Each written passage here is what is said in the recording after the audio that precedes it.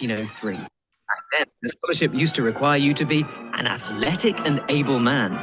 But that's not true anymore. Now, Rhodes scholarships give all really good postgraduate students from all corners of the world and all fields of study the chance to go to Oxford University. You can study any subject that Oxford has to offer, which is a lot. And you can apply from loads of different countries, and more are being added all the time. In fact, as of 2018, the Rhodes scholarships are entirely global. All of that means getting in is hard, but in a good way. You don't have to know a special handshake or have elite family connections. You do have to be incredibly passionate about your chosen subject and have outstanding intellect, character, leadership, and commitment to service. That means helping and working with others to make a positive change. Once you're in, you'll be like any student at Oxford. You'll have a college where you live and eat and play sport, and a department where you'll have classes and a library. Unlike other Oxford students, you'll also have Rhodes House. This is a lovely place in the middle of the city where you can meet with other scholars, study, and host and attend talks and seminars. And there's people to help you too. The porters, Mary, and the warden. And you never really stop being a Rhodes Scholar. You'll join a very strong and supportive international community for life. So you can come back whenever you like and meet tons of people. The application process is pretty straightforward. You just tell us about yourself, and then there's a series of interviews in your region. The rest is up to you. But the point is that the scholarship makes it easier for you to get the most out of Oxford University.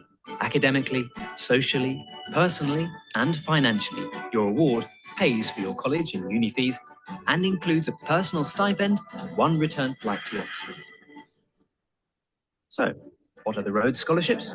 Well, they're a lot of things, but most of all, they're a big opportunity. Are you ready to take it? Assalamu alaikum. Thank you for joining us all today. We are really glad to have you this evening. My name is Salha Haider, and I'm the Associate Director for the Global Engagement at King Fahd University for Petroleum and Minerals.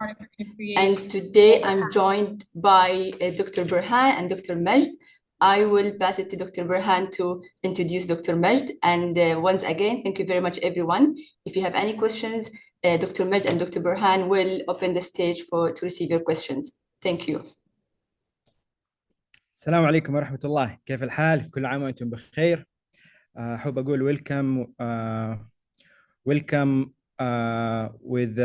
welcome our achievers and our dreamers.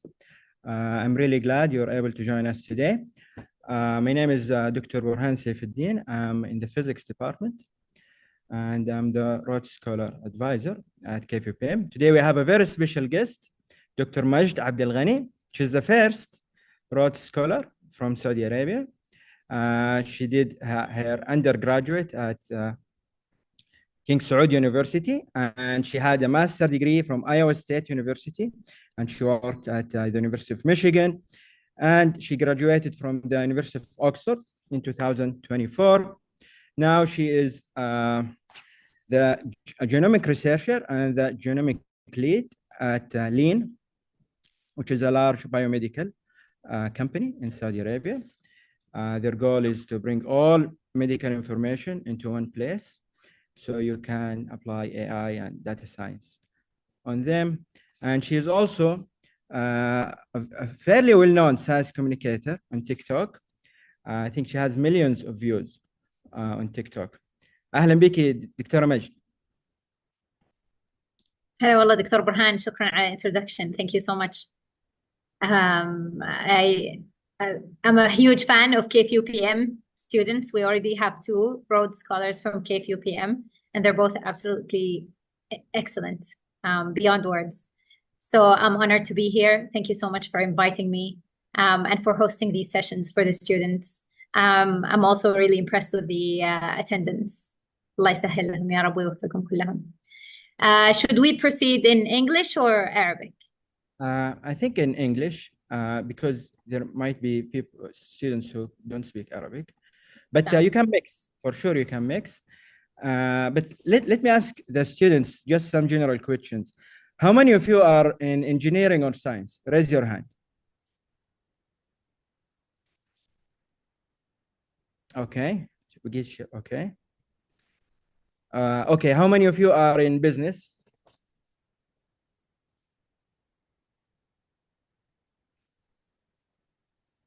Okay.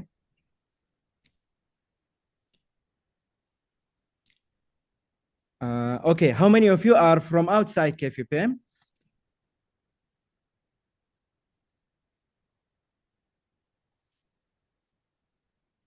Okay. So if you're there and you're shy, welcome.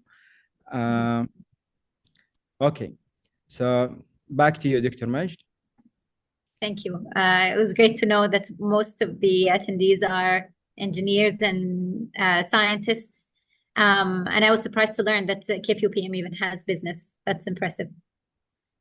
And I'm also thrilled to be here, considering that this year would be the first batch of female graduates. So congratulations to all of them.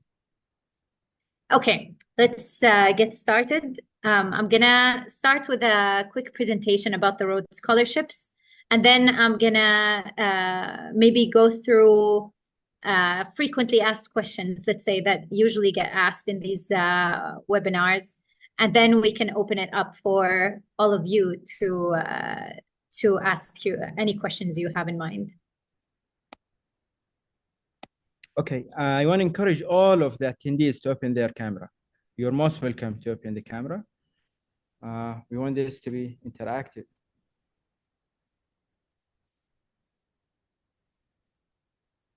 Okay. All right, can you see my screen? Perfect. So in this presentation, we'll briefly go over what's the Rhodes Scholarship. We're going to talk about how you could be a Rhodes Scholar and how you can apply. And we might go through some myth busting. I might have to customize it a little bit for Saudi specifically. But there are all kinds of myths surrounding the scholarship, so it will be good to cover them. In terms of what the Rhodes Scholarship is, it's the oldest scholarship, international scholarship program in the world. It brings people from all over the planet to come and study at the University of Oxford for postgraduate study. So it's for a master's or a PhD. And it's fully funded. It has to be full-time. And it specifically looks for talented and exceptional individuals. And it covers their study for 2 to 3 years, sometimes more. It was established in 1902, which makes it the oldest postgraduate international scholarship. And its reputation comes mainly from the contributions that its graduates have, or its alumni have, given to the world. Some of the notable alumni include Shama al-Mazrou'i, who after she graduated became the youngest minister in the world in the United Arab Emirates. Bill Clinton was a Rhodes Scholar, as you might have seen in the video.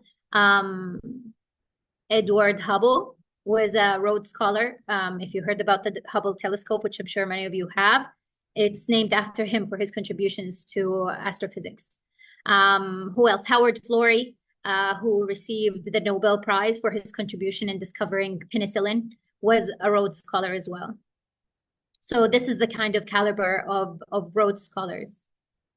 What does the Rhodes Scholarship cover? It covers the University of Oxford fees and the fees of the college, which is a whole other thing, but it's linked to the university still.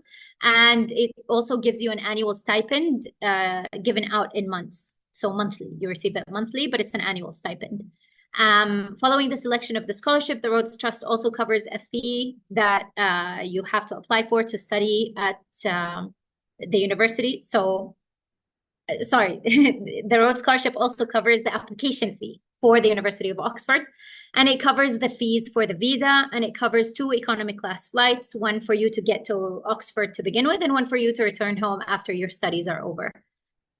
What makes the scholarship unique? It's a lifetime scholarship. They always say Rhodes Scholars are Rhodes Scholars for life. So just because you finish the scholarship, just because I graduated now and I'm living in Saudi Arabia, doesn't mean that I am not a Rhodes Scholar. I can still reach out and be part of the community anytime. whenever I go to Oxford, I can always meet up with the other Rhodes Scholars, be them current or alumni who are still living in Oxford. And the Rhodes Scholarship also has an intensive character service and leadership program that has 2 intensive retreats, 2 weekends where you leave Oxford completely, go somewhere else, and learn more about what character service and leadership mean for yourself and for the people around you and your community.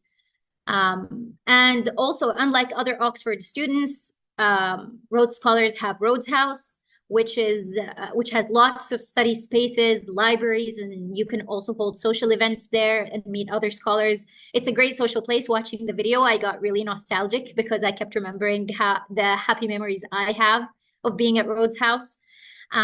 They also hold many social events like the Coming Up dinner, like a special dinner for you and your cohort of Rhodes Scholars to get together. And you can also find the main Rhodes Scholars or Rhodes Trust administration there, including the dean and the warden or CEO.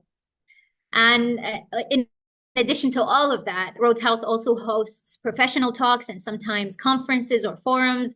And if you're interested in specific things and you in a specific area and you want to hold a forum for it, you're absolutely welcome, and they will support you and help you set the whole thing up. Needless to say, Rhodes Scholars are thrilled about the experience. That's what I'm here to tell you. It's amazing. But could you be a Rhodes Scholar? So Rhodes Scholars come from all backgrounds, and regardless of ability or race or sex, obviously everybody is welcome.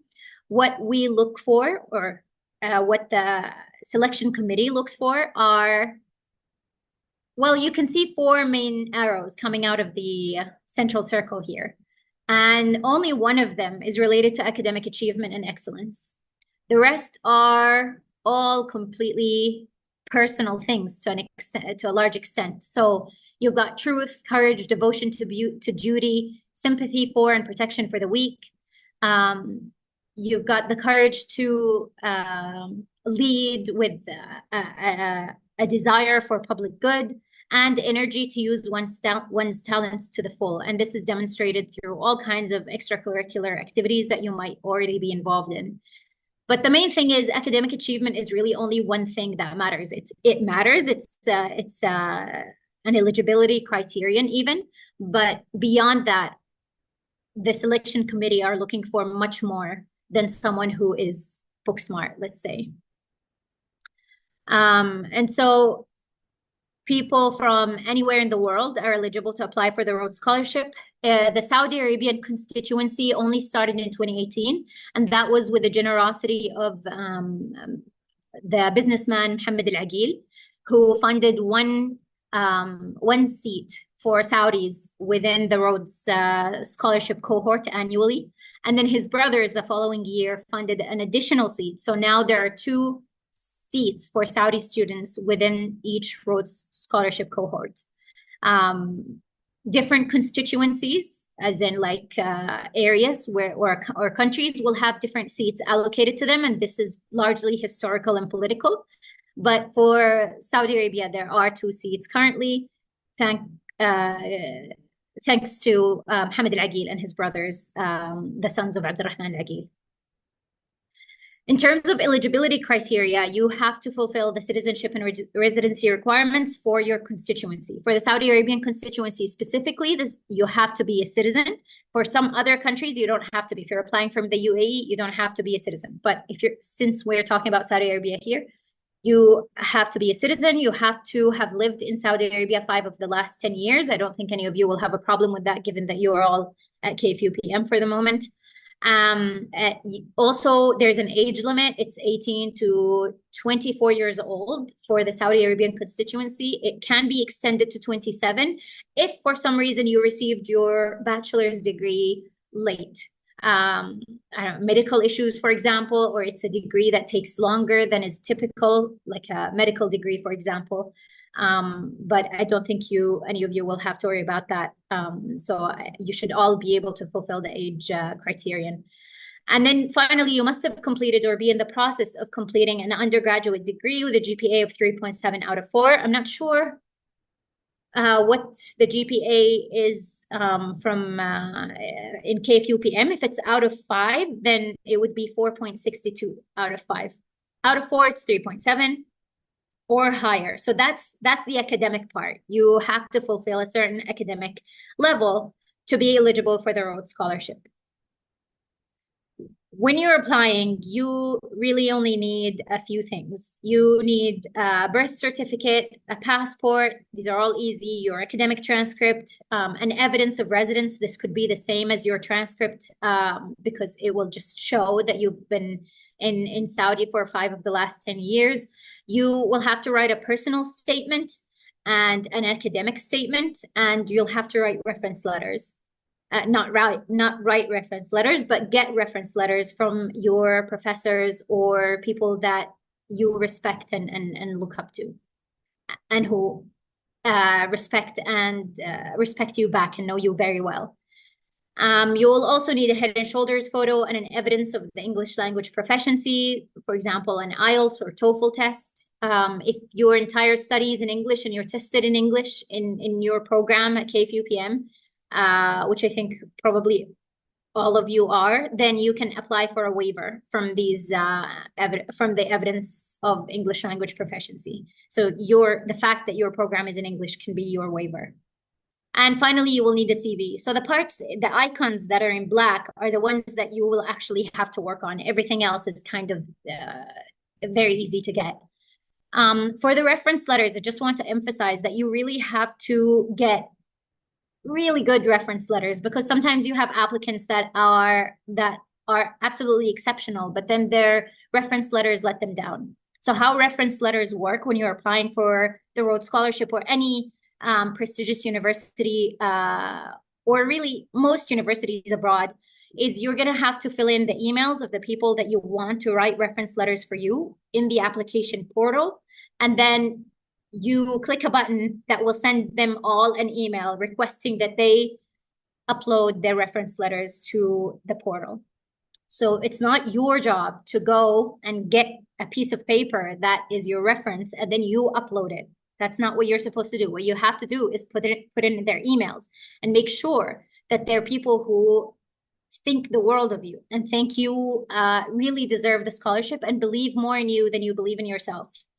Their positions don't matter as much as how much they know you. So I really want to emphasize that, because you don't want a reference letter that says you're a good student and you've gotten A's and you participate in class. You want something that's highly customized to you and that speaks highly of your character, not just your academics. Finally, when it comes to the application process, the applications open between June and September. So it's prime time to apply right now if you're in your final year of study or the year before that. And the Rhodes interview and selection happens between October and December. Typically in Saudi Arabia, this takes place in November. Both the interview and the final selection take place one weekend, usually early or mid-November. So if you apply now, you will know the result by November, essentially, which gives you plenty of time to apply to other things and have backups. Finally, the Oxford application, which I have to stress here is separate to the Rhodes application. This occurs between December to March. So although it's separate, the Rhodes Trust will help, if you get the Rhodes Scholarship, will help you in your Oxford application. They will help point you to appropriate supervisors if you hadn't chosen one yet. They will help upload your reference letters, the same ones that you had for your Rhodes application. They can just upload them for you for your Oxford application. They will help you talk to other Rhodes scholars who have been accepted into the program that you're applying for. And so you get their tips and insights into the application process for that program. And that was really helpful to me when I was applying to my program. So it's a great perk. And finally, you arrive in Oxford the September after that. So if you notice in the timeline, the applications close in September, and then you arrive in Oxford the September a year later. So the best time to apply for the scholarship is like a year before you graduate, because that's when, that way you guarantee that after the summer of your final year in university, then you can straight away go to Oxford. Otherwise, you might have a gap year, which is also not a big deal. I had a gap year and I ended up using it and benefiting from it a great deal by going to the University of Michigan and working in a really good biomedical lab and doing genetics research. So it's not a big deal if you have a gap year, but just keep that in mind if you don't want one. So in terms of myths, a very frequent one is I'm not the type of person who can win a Rhodes Scholarship. When people hear that, for example, Bill Clinton or Nobel Prize winners or ministers and country leaders have received the Rhodes Scholarship, they feel like it's not for them. But what I tend to say is don't self-exclude. If you meet the eligibility criteria and you feel like you want this scholarship, then you should absolutely apply, because the process itself of applying is incredibly helpful in just helping you learn how to articulate yourself, and especially in the written word for your personal statement and for your academic statement. It's incredibly helpful. It helps you learn more about who you are, what you want to do, where you want to go, what your objectives are, and what your goals are for your life, what you want to achieve really, and how you want to get there. These are all important questions to answer, whether you're applying for the Rhodes Scholarship or any other university for postgraduate study, or even just going through like leaving the academic path completely and going professionally. You still have to know who you are and what you want to accomplish in life. So the application really helps you with that. Myth number 2, I have to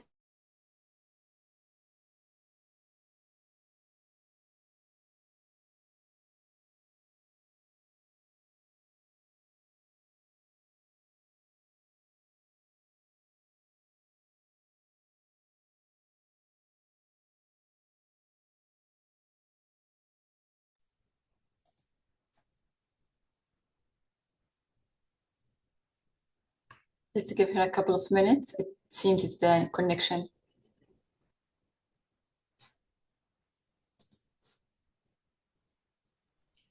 طيب يا شباب, while she gets back, please think of questions to ask. I want you to ask the questions with the mic and video if you want, but feel free to ask. Just raise your hand and we'll choose. And if you want to type in your questions, that's also fine. But we want people to ask them with the mic. Okay. إذا عندكم أي أسئلة, just unmute yourself and you can go ahead. Yeah. But anyway, you know that the deadline is in September 22. At KFUPM, we have an internal deadline, July 29. So if you miss it by a few days, that's fine. We just want to make sure you start thinking about the essay questions and the resume and the recommendation letters very early, okay?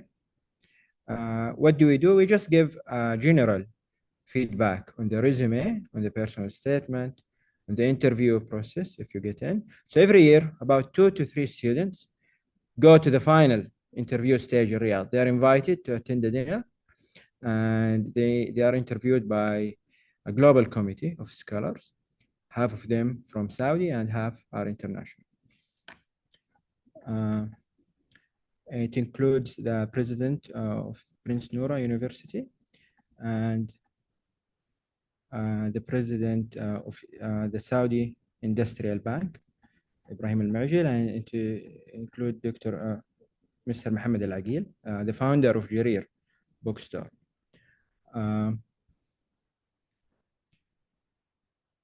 And please start typing your questions now if you have them, okay?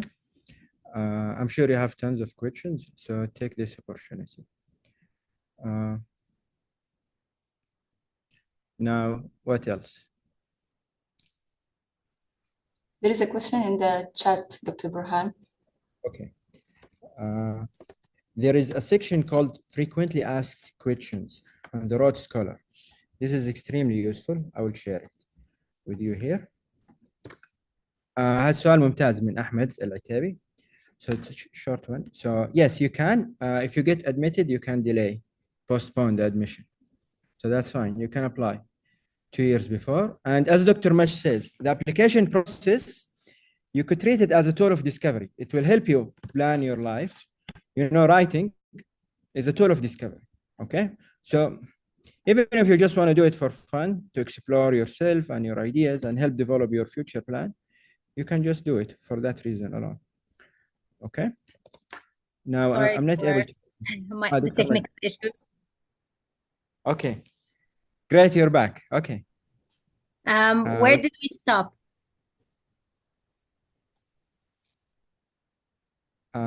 You were talking about how the application, yes, process is a Myth tool number for. two. Myth number two. Myth number two. Okay. How about really, there's not much to say. I think the main thing that I want to mention, the main myths I want to mention are the ones that are frequently brought up by Saudi students. For example, not even myths, but just questions. How does this scholarship compare to the Saudi Arabian scholarship? بعثة خادم الحرمين الشريفين. The question is, they're not really comparable. They're complementary. It's great. You can get both. And it's really beneficial for you to have both. The Saudi Arabian Cultural Bureau or Cultural Mission scholarships are amazing for your funding and financially, but the Rhodes Scholarship is a great network. It's an amazing network of alumni and current scholars who have already achieved so much and are exceptional individuals. So getting both is highly recommended. Another question that we get a lot is about the age limit. The age limit is usually pretty strict. Unfortunately, I have tried to talk to the Rhodes Trust about this, but they won't change it because I think it's in the will of Cecil Rhodes. And finally, another question is about the GPA. So the GPA is also a strict cutoff, unfortunately, because it has to qualify you to apply for the University of Oxford. The only case when it can be lower than 3.7 is if the program you're applying for doesn't request a 3.7 out of 4 GPA. But usually most programs will request that and will even have a higher internal cutoff. So they'll write on paper that their cutoff is 3.7 out of 4. But in truth, they only admit students with 3.8, for example. So the GPA cutoff for the Rhodes Scholarship is pretty strict because they want to make sure that as many Rhodes scholars as possible actually manage to get into Oxford, which is alone incredibly competitive. So I'll stop talking now, and I will take your questions if you have any.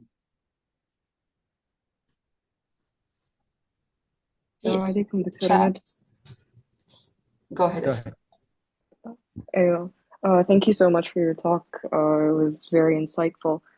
I wanted to ask a question about the restriction on residency, because in my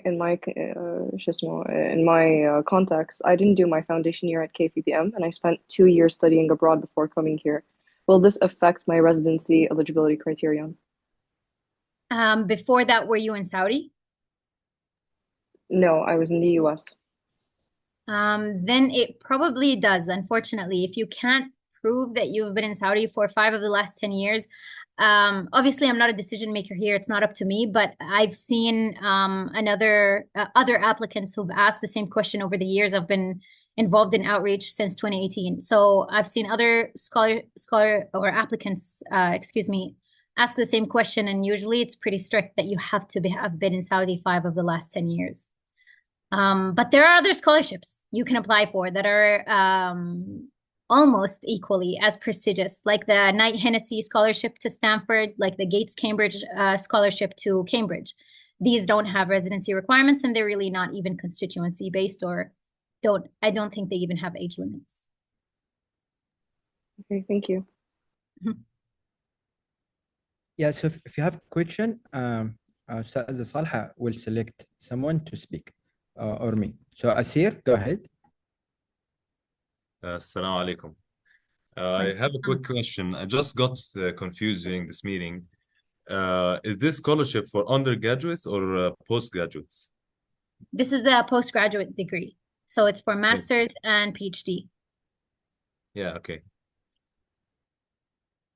But some people have gotten an undergraduate with it in special cases, right? That's true. That's true. Sometimes you can go for a repeat bachelor's degree, but when you were applying for the Rhodes Scholarship, you have to have a bachelor's degree. Sometimes they will let you have a second one through the scholarship, but you can't apply if you don't have a bachelor's degree or are close to getting one. And Yeah, that's no usually, right? Hmm? And no degree usually that they No, let you. yeah, I think so. You're right. Yes. because I've been sent an email, although I've just finished my foundation year, about the Rhodes Scholarship, so I didn't know that's only for postgraduates. So how No, is the it's actually great that you know about it already because now you can prepare your application well in advance. In Yes. the US, for example, they start since, I don't know, some of them from high school or even earlier because the scholarship has been around there since 120 years. So it's a well-known scholarship. It's incredibly prestigious there. So some people start preparing so early. Great questions. Thank you very much. Ahmed, go ahead. السلام عليكم. وعليكم السلام ورحمة الله. عربي ولا انجليزي ولا اللي رايحك. أنا عادة ترى أعطي هذا الويبينارز بالعربي بس this time I made this in English for those who don't speak Arabic. بس عندي سؤال. الأنشطة الغير الأكاديمية اللي قلتي إنها مهمة وينظرون لها لجنة الحكام، مثل إيش؟ هل لازم أنشطة مثلا بحث ولا لازم إيش أنواع الأنشطة؟ أي شيء تشوف نفسك فيه.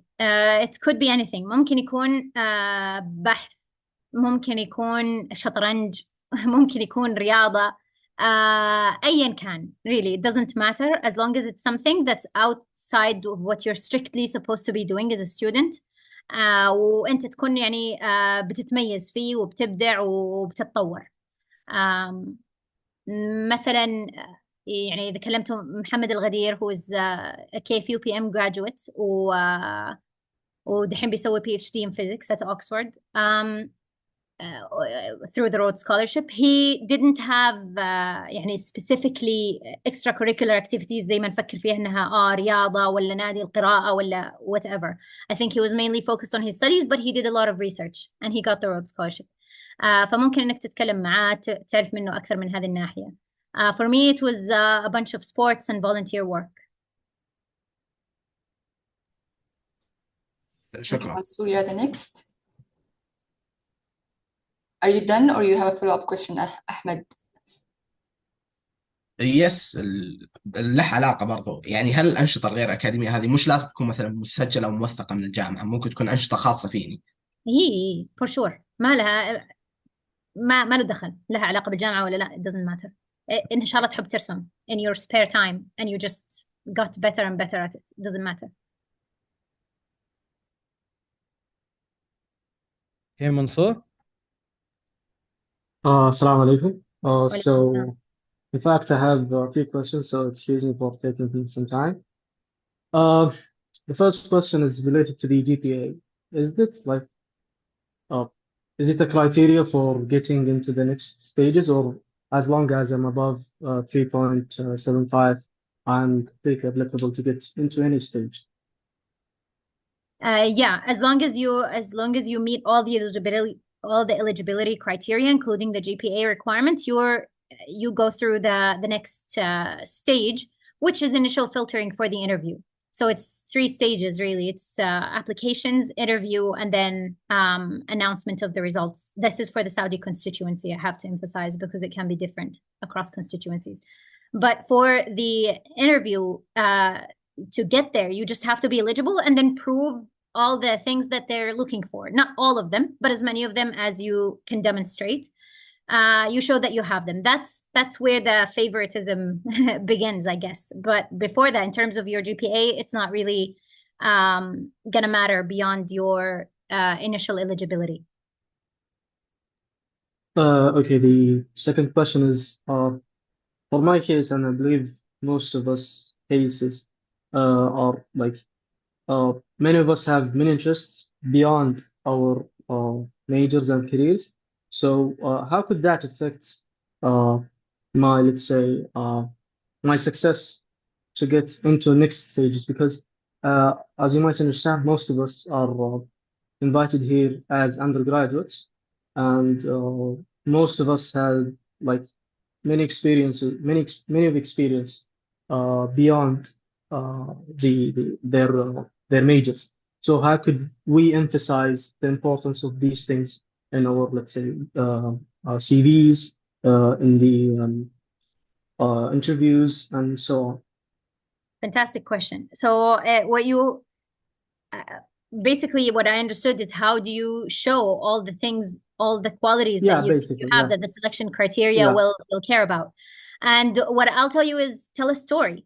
You don't have to mention everything you did, especially when you have a lot going on. What you need to do is find a common thread that connects a bunch of the things you did and tell them into a story and make it a beautiful story across your personal statement, across your academic statement, across your CV and reference letters, so that none of them tells the exact same story, but all of them connect the dots between each other.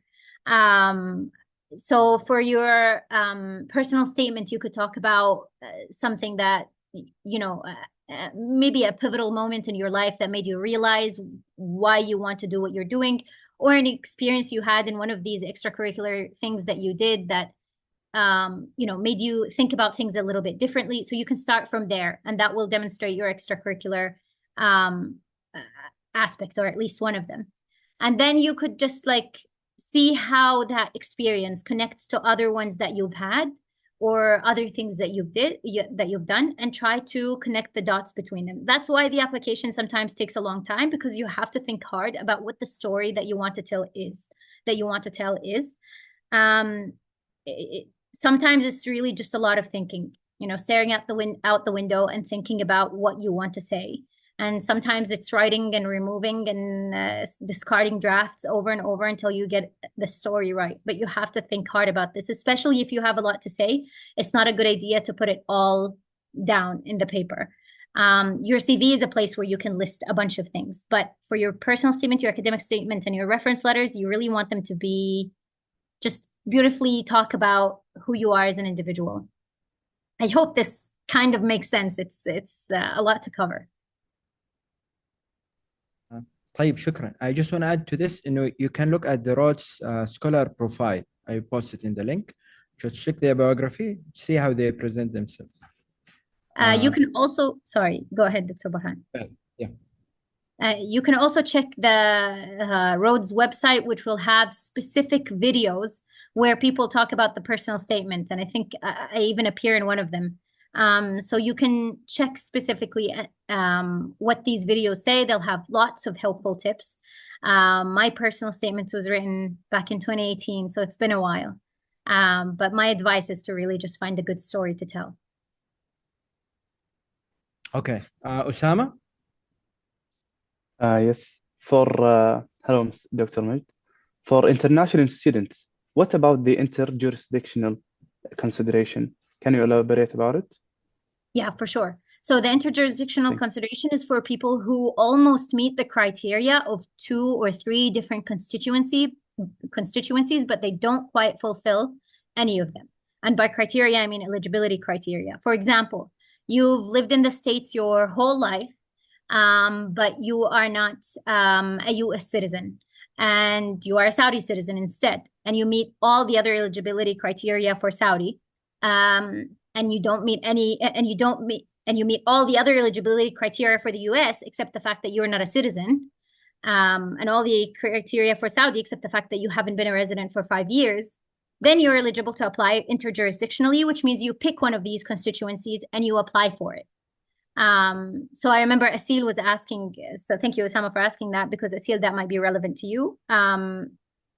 If you almost fulfill the criteria of 2 different constituencies, you can pick one of them and apply for it, but you have to ask the national secretary first, whose email you can find on the website, or I can send it to you. Excellent. Tariq? Yes, I had the same question. Like, as an international student who lived in Saudi Arabia all of his life, should I apply to the Saudi Arabia constituency or my own constituency? I would check the eligibility criteria for both of them and see if you fulfill the criteria for your own constituency, then you should apply for that. If you don't and you almost meet one of these two, then you should contact the national secretary, either of the constituency you want to apply for between those two, and just tell them your situation, and they'll tell you if you can apply interjurisdictionally or not.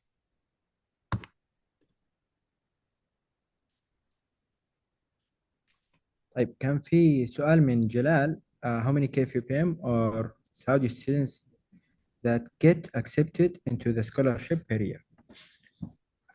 So two Saudi students get the scholarship per year, whether they're from KFUPM or from King Saud University or Princess Noura or wherever. But KFUPM has a good track record of, I think, being the most represented now in the Rhodes Scholarship for Saudi students. So having 2 out of the 8 different scholars be from KFUPM is as many as anyone from any other university. So it's KFUPM and KSU are tied for top spots.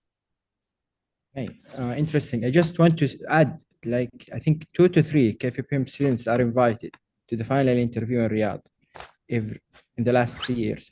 So maybe they have also good representation there.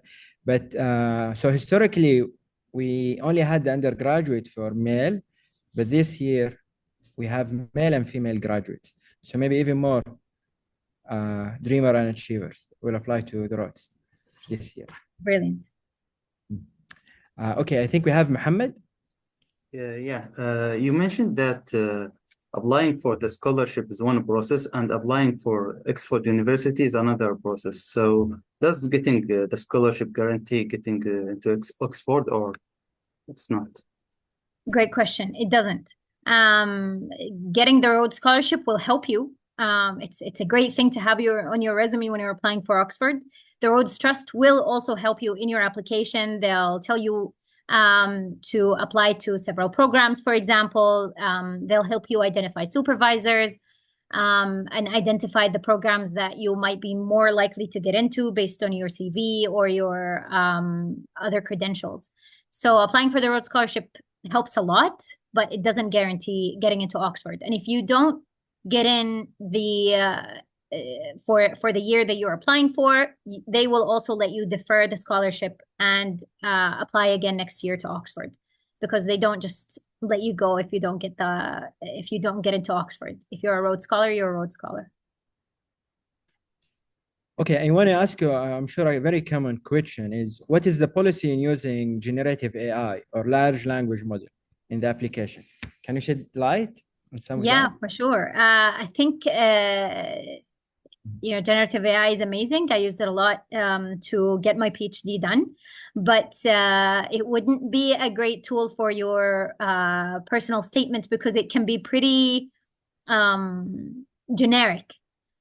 So like the page that Dr. Burhan was showing right now, there's a dedicated page talking about generative AI on the Rhodes website. So it's very generic. It will be very difficult to get writing that sounds like you. And you'll find that AI experts generally tell you that if you're writing, then your voice won't sound like you if you're using generative AI. And the selection committee really cares about getting to know you, not just your achievements. They can see that in your CV. So if you want them to get to know you, you should be writing it yourself. Mm-hmm. And there are some permissive use, right? Like checking spelling or grammar. Exactly. Yeah. Yep. And it's very helpful for reducing your words as well. If you find that you're rambling and have difficulty being succinct, the generative AI will be incredibly helpful. I wish I had it back then. However, don't you think this reducing your word or giving a summary would change your style and narrative a bit? It might be a bit risky. What do you think? I mean, it depends. If you have 3,000 words and you really need to cut some out, you can use it at the beginning, but then at some point you should try to make it as wholly yours as possible. That's how they can hear your voice best. Okay, thank you. Excellent. So Rashid. Assalamu alaikum. Wa alaikum assalam wa rahmatullah. Hello, wallah. Do you know, by any chance, if CPC students are able to apply for this scholarship, considering that we're employed right after we finish our bachelor? What's CPC? CDPNE, the Aramco students. Oh, yeah. I mean, it shouldn't matter what other scholarships you hold. The Rhodes Scholarship is open to all, as long as you meet the eligibility criteria. But you have to go to Oxford with the Rhodes Scholarship. That's the only thing. Okay, thank you. Mhm.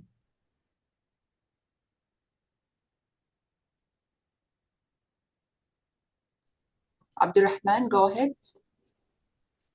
السلام عليكم. وعليكم السلام ورحمة الله. شكرا على وقتكم أول شيء جميعا. عندي سؤالين سريعة. السؤال الأول كنت بس أبغى أفهمها بشكل صحيح. بعد تقديمي على أو افتراضا أني أخذت سكولرشيب، تقديمي على أكسفورد بيكون ماستر يعني كديجري، صح ولا لا؟ إذا تبغى ماستر أو تبغى PhD. أوكي ممتاز.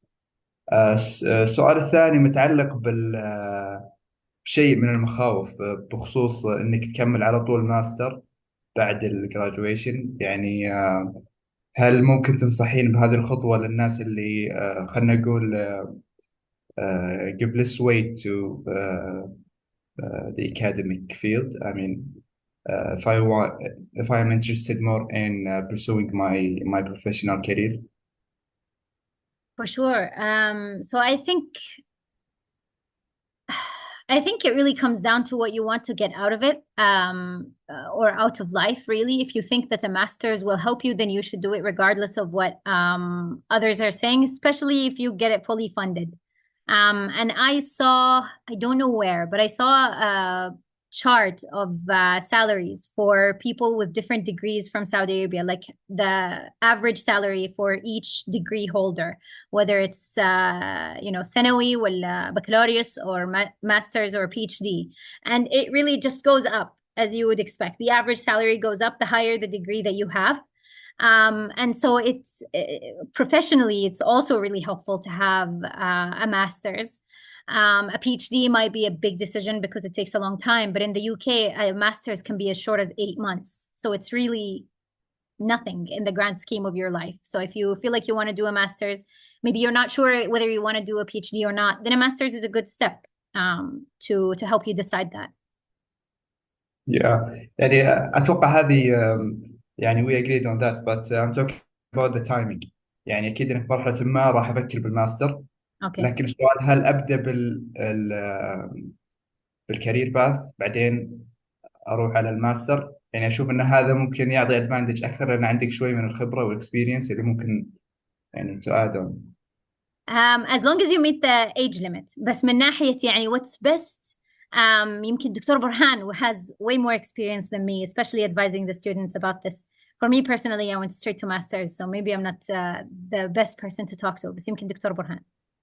يعني ما في إجابة صحيحة للجميع. كل شخص يعتمد على وضعه وأهدافه and his own career goal and current opportunity. لو واحد مثلا عنده فرصة يسوي شركة كبيرة الآن ولا have his dream job already, he doesn't need a master now. Maybe he will need it 5 years later, maybe MBA. But if someone not sure exactly what to do, well, you really exactly want what type of research you want to do and you have to do it now, ولا بتضيع عليك الفرصة, طبعا you do it now. فما في إجابة واحدة, يعتمد على الشخص. Yeah, and I would add إنه if you apply, then you can make the decision later. Once you get in, you can make the decision. But if you are eligible to apply somewhere and you are even like remotely thinking about it, then keep the options open, and just apply. You don't know what could change in the time frame between applying and getting in. Excellent. أروى. السلام عليكم. وعليكم السلام ورحمة الله. هلا والله. أولا شكرا على هذا اللقاء، كان جدا مفيد. كان عندي استفسار هل في قيود لما أقدم على السكولرشيب بعدين أقدم على أكسفورد؟ هل يتدخلون بالبرنامج اللي أنا أقدم عليه والتخصص ولا أنا عندي الحرية؟ عندك الحرية التامة، حتى ما تفرق إنه امتداد للتخصص أو أي شيء ذي كذا، ما تفرق. فعندك الحرية التامة إنك تقدمي على اللي تبغيه. بس حيكون متوقع يعني إنه يكون على الأقل قريب من اللي أنت كاتبة إنك حتقدمي عليه في الأكاديميك ستيتمنت أو في البيرسونال ستيتمنت. يعني أنت لما تقدمي على رود سكولرشيب لازم تقولي لهم أنت إيش ناوية تدرسي في أكسفورد. ففي النهاية once you get it إن شاء الله ما حيكون مبني على يعني ما حيكون إنه خلاص you're stuck اللي أنت كتبتيه في البيرسونال أو academic statement هو اللي لازم تمشي عليه. لا but يعني they will expect it to be something close. But again no restrictions, no real restrictions or real laws or anything that will lead you to be kicked out of the scholarship or anything. So it's not a big deal. تمام شكرا يعطيك العافية. أهلا وسهلا. ممتاز. عبد الله.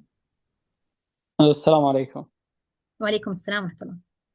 أولا يعطيكم العافية جميعا على هذا الميتنج، مشكورين جدا يعني. سؤالي ببساطة أن لما واحد باقي له 2 على التخرج وحب أنه يقدم بس عشان يشوف وش الإجراءات وكيف الوضع، وجت السنة اللي بعدها وفعليا بيقدم رسمي، will this affect his record؟ يعني أنا قدمت مرة ويعني ما كنت جدي في الموضوع نفس هالمرة الأخيرة، فهل هذا بيأثر علي ولا كيف؟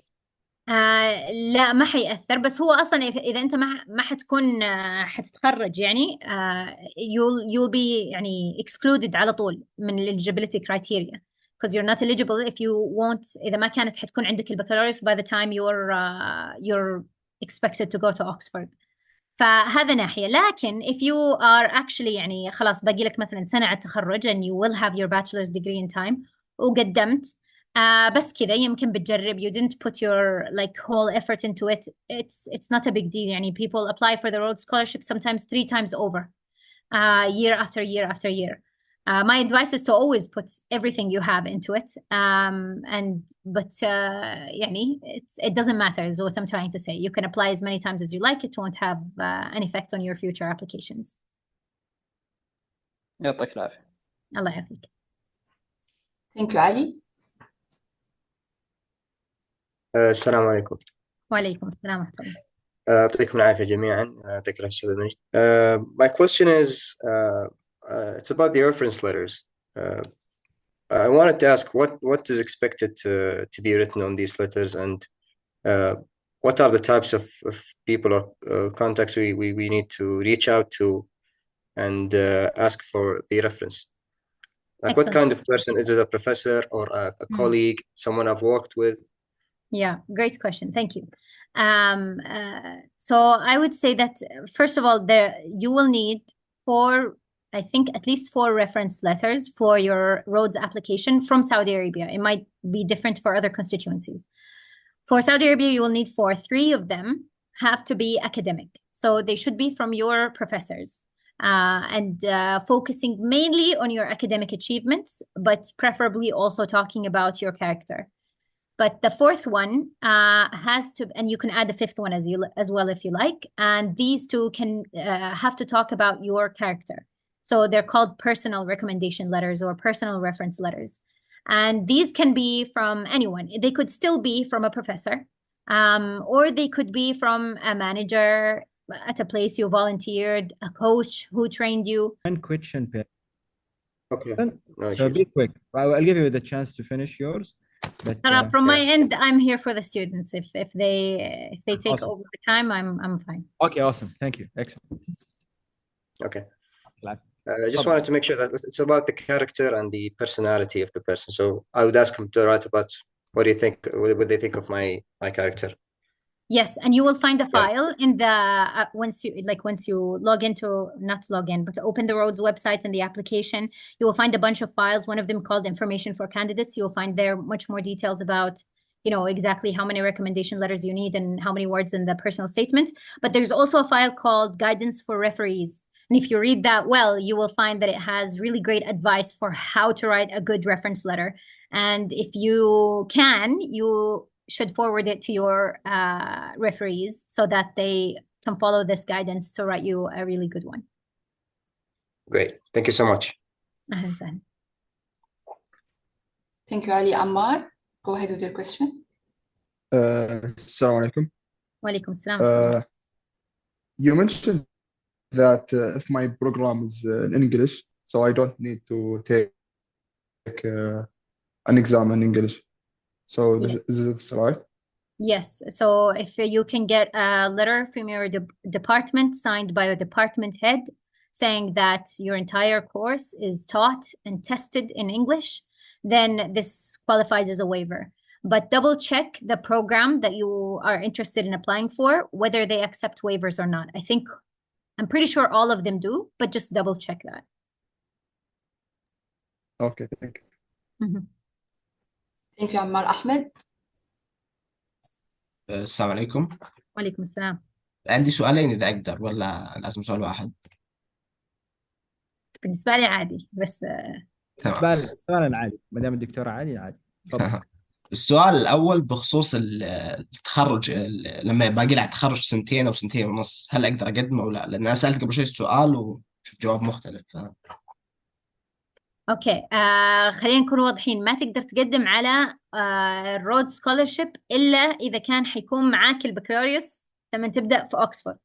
يعني باقي لك سنه على التخرج، هذا اقصى وقت ممكن يكون عندك to apply, to be eligible to apply. اكثر من سنه no, you're not eligible. وممكن انكم تشوفوا كمان الانفورميشن فور كانديديتس فايل، حيكون فيه حتى تواريخ بالضبط متى المفروض تكون حصلت على البكالوريوس عشان you are to be eligible for applying to the Rhodes Scholarship. فما يمديك تقدم قبل أكثر من سنة من التخرج، لكن بعد التخرج بكم سنة ما تفرق as long as you meet the age criteria. بس معناته يقدر يقدم في الجونيور يير صح؟ Yes, في الجونيور يير yes. So the يعني ideal باقي له يعني آخر الجونيور يير عشان يكون باقي سينيور يير بس ويقدم ويدخل. ف it depends on the timeline حق الجامعة. حيكون في تواريخ بالضبط، يعني متى المفروض يكون معاك شهادة البكالوريوس عشان to be eligible. ف you will be able to determine based on that, on those dates. فإذا كان مثلا آخر الجونيور يير أو بداية السينيور يير يمكن هذه you're still eligible. السؤال الثاني بس هو له علاقة بالجامعة نفسها، جامعة البترول. هل لو في طالب قدم من جامعة البترول هل ممكن في دكتور أو مستشار معين يساعده في خطوات التقديم أو لا؟ الدكتور برهان who is absolutely fantastic ما شاء الله بارك الله. كلام دكتور برهان. KFUPM will give you general advice about the resume, the CV, the personal statements, the recommendation letter choice, and interview practice. Okay. Yeah, so this is available. And according to the new policy, you could use generative AI like Cloud or ChatGPT to check your grammar, your style, and so on. But definitely you have to write it by yourself. Okay.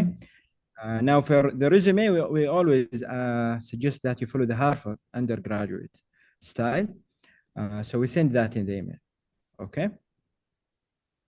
I would also say that we, the Saudi Rhodes Scholars, always love to help. So you will probably find at least one of us who is willing to give you general feedback about your personal statement. If you get an interview, you will definitely find someone who is willing to mock interview you. If not all of us, you could find all 8 of us in a video call with you, giving you a mock interview. So we love to help. لا تقصرون، يعطيكم العافية. شكرا. بالتوفيق. فاضل. السلام عليكم. وعليكم السلام ورحمة الله. So my question is, can I apply for a major that is not related to my major? أكيد. You could be studying engineering and apply for poetry. They completely welcome that يعني. And you just have to justify it in your personal statement and academic statement. You just have to write why you're making the switch, what happened. You know, it will be an interesting story. So it's not a big deal. The Rhodes Scholarship doesn't care. Okay, thank you. Mohammed? Yeah, I have one more question. As the program is a graduate program, is having a previous research experience is important in applying or not?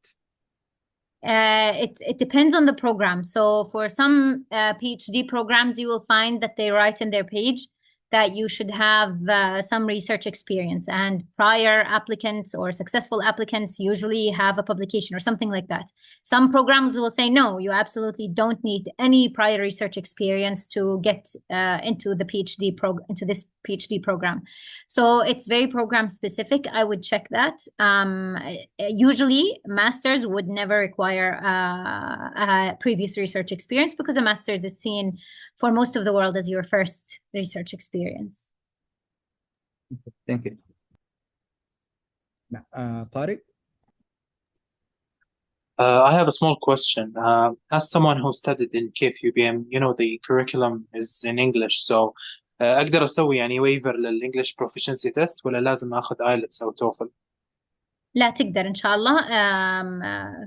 We have another Saudi Rhodes scholar who got the waiver from King Saud University, and she said she just asked the department to write a letter signed by the department head that the program is taught and tested in English.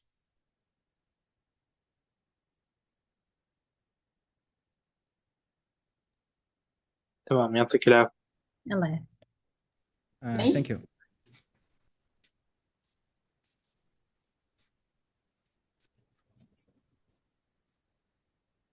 May, you can go ahead. Yes, so my question is, if I apply to the Rhodes Scholarship, is there a chance that they would cover master's and PhD degree together? Great question. Yes.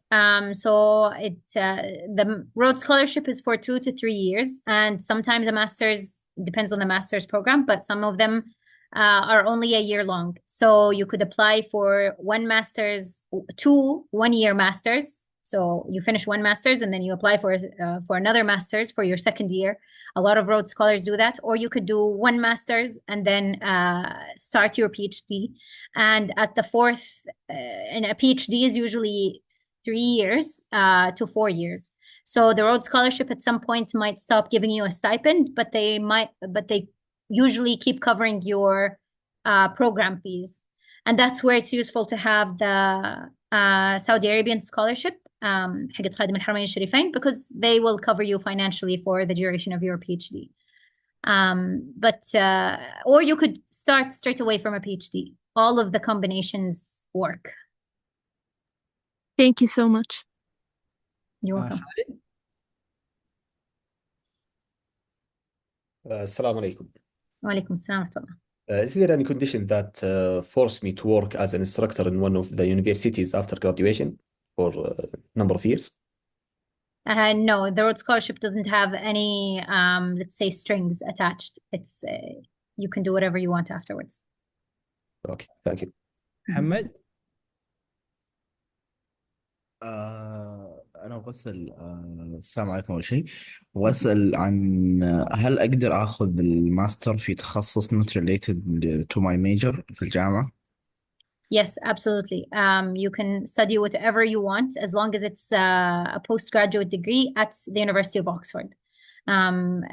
You might have to justify the switch to a different field in your personal statement, and maybe in your recommendation letters, even ask your recommenders to write something about why they think you would be good for the switch.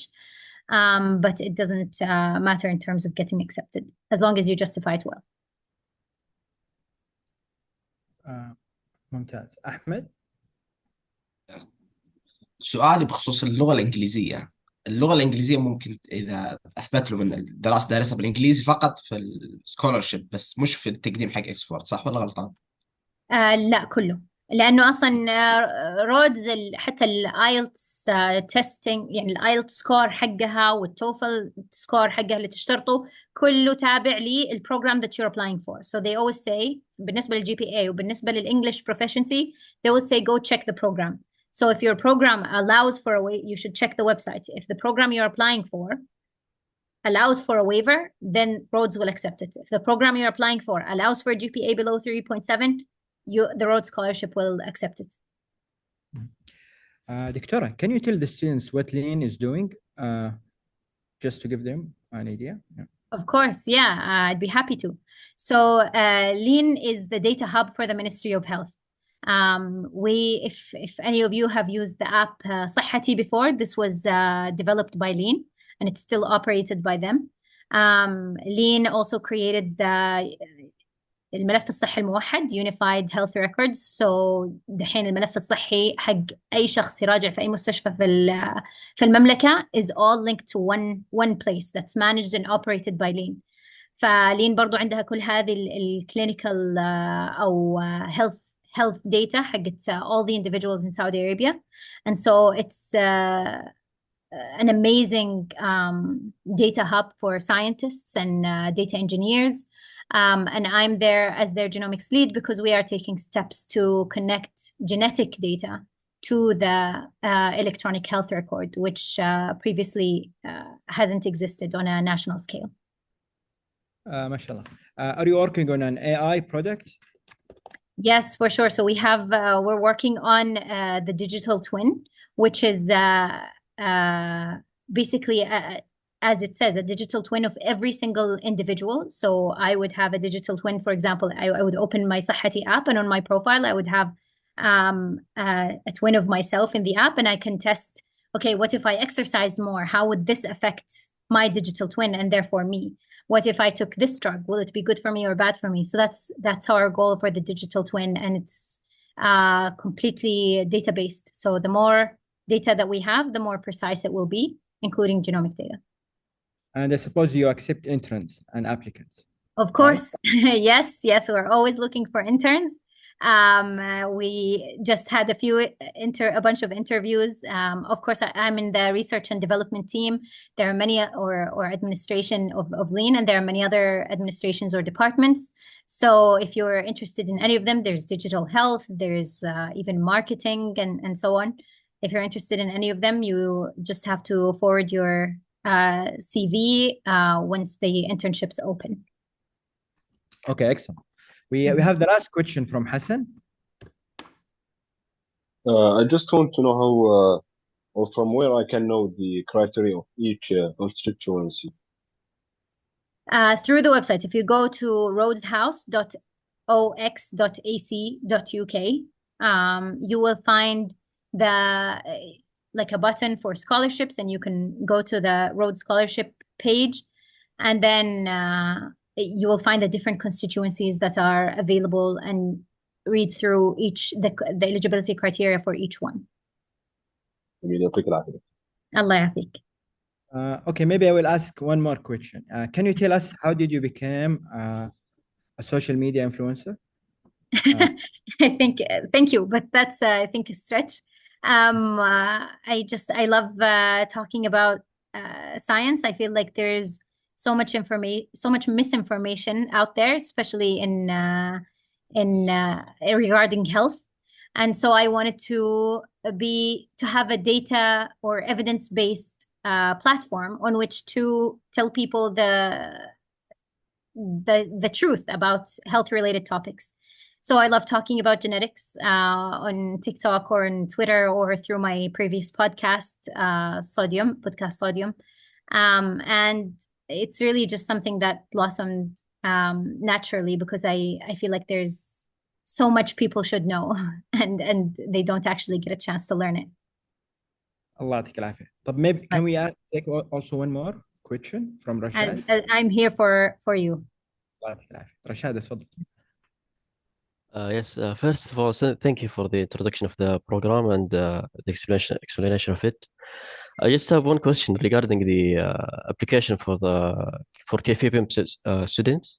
There are two applications. One is due at July 29th, and one is at September. So if I apply for the KFUPM students application, do I need to apply again for the one at September or ايوه الابلكيشن الاساسي اللي هو في سبتمبر حق الرودز. نحن حقنا اختياري، هدفه بس نشجعك تبدا بدري و give general feedback. واضح؟ If you miss KFUPM deadline by a few days, that's fine too. Okay? Okay, thank you so much. طيب شكرا لكم our dreamer and achiever, and special thanks to Dr. Majd for bringing her energy and enthusiasm and imagination to this event. We truly appreciate your insights and inspiration. Thank you very much, Dr. Majd. Thank you, everyone. I'm absolutely honored to be here. I'm thrilled to have talked to all of you. I hope it was helpful, and I hope to see two of you as Rhodes Scholars next batch, inshallah. شكرا لك الله يعطيكم العافيه جميعا Thank you, Dr. Burhan. Have a good night, everyone.